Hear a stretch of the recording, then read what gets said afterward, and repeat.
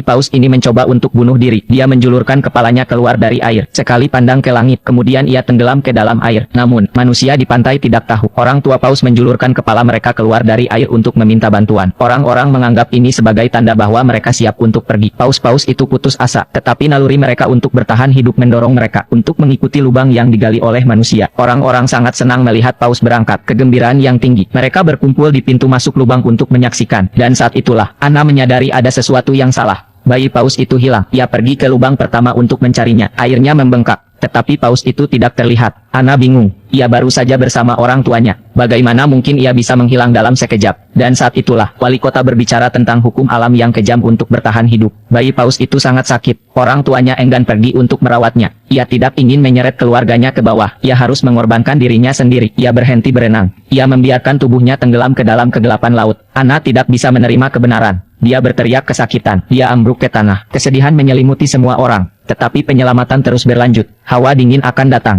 Mereka harus segera mencapai perairan terbuka secepat mungkin. Kalau tidak, 2 paus yang tersisa akan tenggelam juga. Wali kota telah memobilisasi semua warga. Semua orang menghentikan apa yang mereka lakukan. Mereka mengambil peralatan mereka dan bergegas ke lokasi. Meskipun banyak orang datang untuk membantu, tetapi masih ada masalah di hadapan mereka. Esnya menumpuk. Dinding es telah terbentuk ribuan kilometer di bawah laut. Kapal pemecah es terjebak 200 menjauhnya. Tidak mungkin menerobos dengan tangan. Tetapi Anna tidak menyerah. Dia mendekati presiden, berharap bahwa ia akan mengesampingkan prasangkanya untuk sementara waktu, untuk meminta bantuan dari Angkatan Laut Soviet di dekatnya. Mintalah bantuan dari pemecah es mereka. Presiden belum pernah mendengar permintaan semacam itu. Uni Soviet adalah saingan Amerika Serikat. Anna ingin meminta bantuan mereka, dan kolonel mengatakan itu tidak mungkin. Kata-kata Anna selanjutnya, tetapi kata-kata Anna berikutnya membuat mereka tidak bisa berkata-kata. Seluruh negeri menyaksikan untuk menyelamatkan Paus. Saat itu tengah berlangsung pemilihan umum. Jika presiden tidak setuju, ketika itu berakhir, Anna akan berbaris dan memprotes, dan itulah bagaimana dia akan dipilih. Presiden tidak menyangka Anna akan mengatakan itu. Ia tidak tahu apa yang harus dilakukan. Pada akhirnya, solusi Anna berhasil.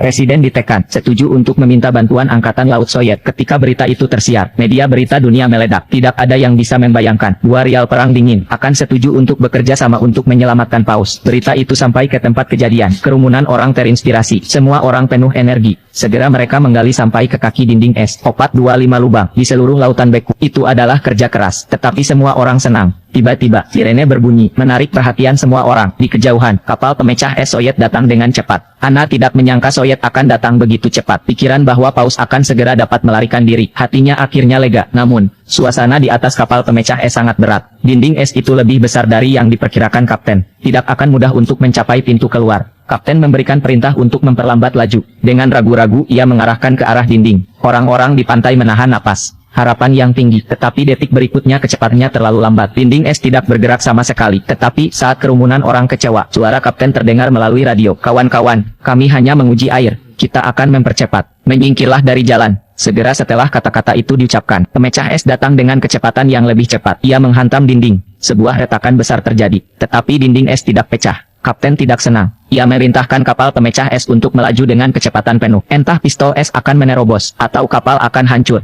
Dalam sekejap, hati para pria itu terangkat. Pada titik ini, pemecah es meluncur ke depan, dan dinding es pecah menjadi lubang besar. Semangat juang para pejuang sangat mengejutkan. Ini bukan waktunya untuk bersukacita. Kerumunan orang bergegas ke dinding dan menunggu. Namun, 1 menit telah berlalu, 2 menit telah berlalu. Tetapi Paus itu lambat untuk menampakkan dirinya. Tapi, tepat ketika semua orang berpikir mereka telah gagal, sesosok tubuh muncul dari kedalaman, dan langsung ke langit, menyaksikan 2 ekor paus saling berkejaran, berenang ke kejauhan. Semua orang merasa bahagia untuk mereka dari lubuk hati mereka yang terdalam. Pada saat ini, orang lupa akan perjuangan antara politik dan kepentingan, melupakan perpecahan antara bangsa dan ras. Dalam menghadapi mukjizat besar kehidupan, mereka bersorak bersama. Untuk waktu yang lama mereka tidak bisa berhenti.